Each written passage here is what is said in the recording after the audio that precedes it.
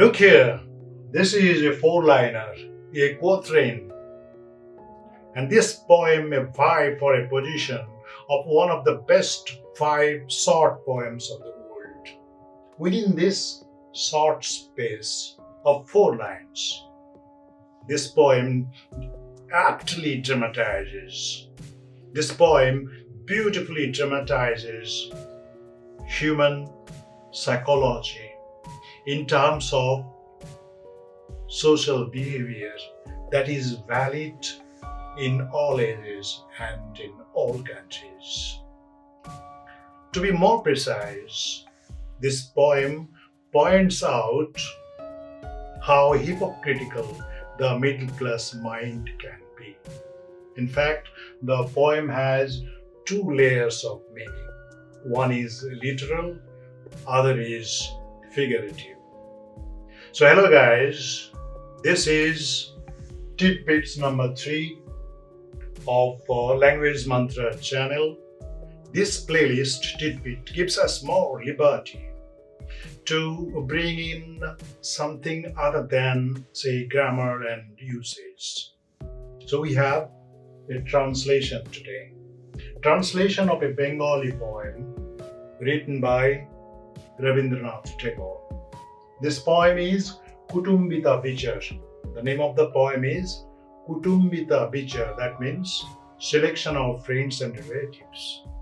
And this was published in 1899 in his collection of poems known as Konika. So this poem is in fact an allegory.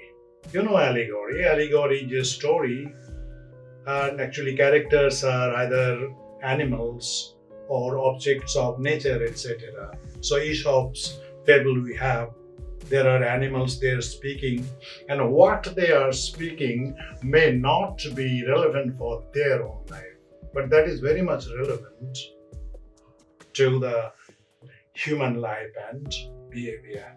So this is what is allegory. Here we have main character, that is Kerosene Shikha. Kerosene Shikha means a lamp of kerosene. And there are 2 silent characters. One is Earthen lamp and the other is the moon. And it is the Kerosene Shikha who is the main speaker here. So let's read the poem. Those who do not know Bengali, don't worry. Only 22 words are here in this poem, and I will explain all the words so that it makes some sense to those who do not know Bengali also. And we have English translation also. Tagore did a translation himself, but this translation is something different. Tagore's translation actually gives much more importance on the theme and the idea of the poem. And I have tried to be more orthodox and more faithful to these Bengali lines. So the first line of the Bengali version actually is the same in the first line of the English version. So I have tried to explain what is there, and then meaning will be automatically coming out of this translation. I read the Bengali version first. Just try to understand. Kerosene Shikha bole matir prodipe, bhai bole dako jodi debo gola tipe. Hanokale gogonete uthilen chanda, kerosene boli othe eso mor dada.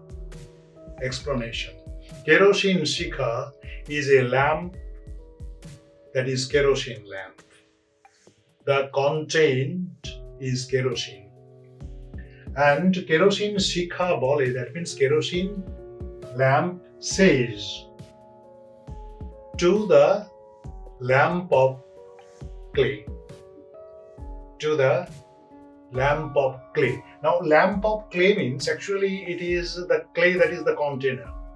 So here, Kerosene Shikha, this name comes from the content, and here that Matir Pradip, that is the container that gives the name to that particular lamp.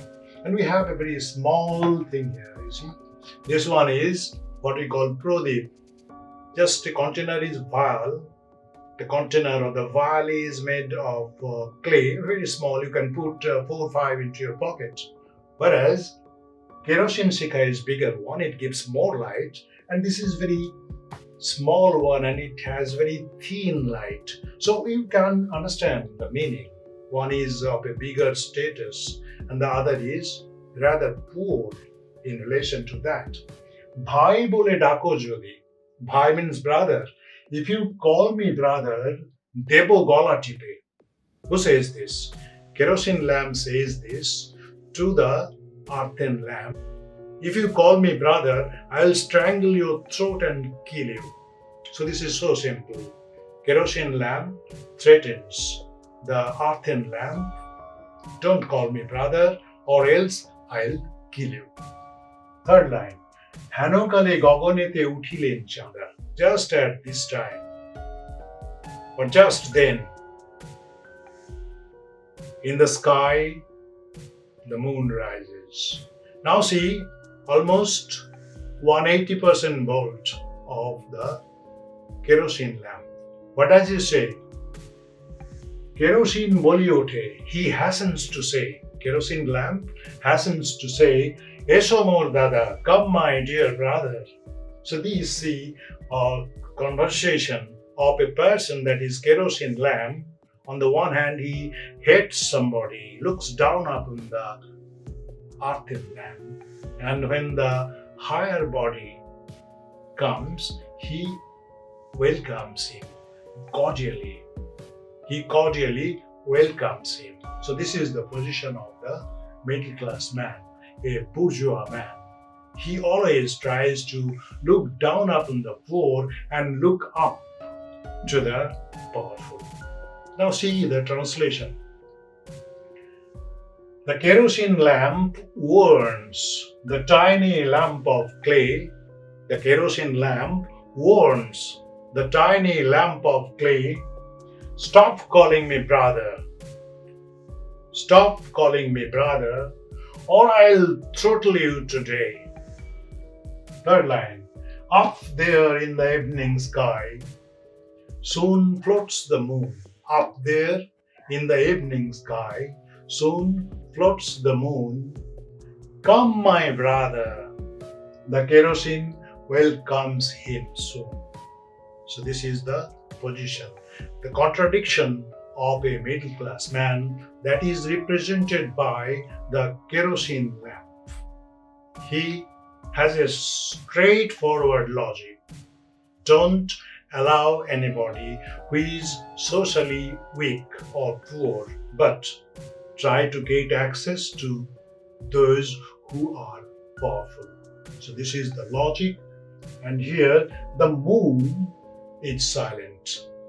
The lamp of clay is silent. Lamp of clay is silent because he is powerless. Whatever torture comes upon him, he has to tolerate. This is his position. But moon is silent because moon is a higher body. It's a great body. And the person who is really great, he does not discriminate between two items. Two items here. One is Mati Pradip, lamp of clay, and kerosene. Between kerosene and the lamp of clay, there is some sort of, say, enmity. But when the moon looks at them, maybe he does not discriminate between these two items because he belongs to a higher level. So this poem, in a way, rather symbolically or say allegorically, it is a poem against discrimination. And all civilized people, rational people, we all are against discrimination. So we raise slogan, do away with discrimination, hate discrimination. And with this slogan, we make an end of this session. So till then, have a nice time. Bye.